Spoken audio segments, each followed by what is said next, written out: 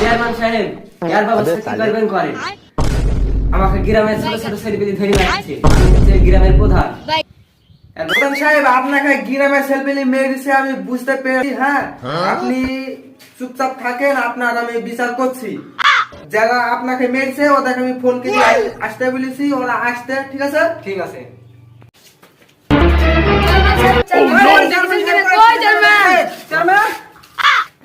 কে ডাকছে?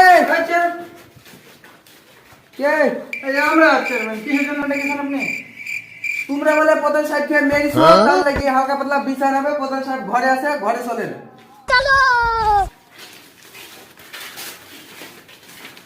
প্রধান সাহেব আপনাকে যারা মেরেছে তাদেরকে আমি ডেকে নিচ্ছি।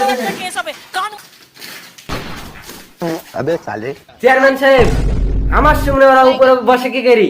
ওদের অত বড় সাহস, ওদেরকে নিচে বসতে বলেন। তোমরা নিচে বসো, তোমাদের সাহস কত? প্রধান সাহেবকে মেরে আবার প্রধান সাহেবের ঘরে এসে তোমরা উপরে বসতো, নিচে বসো।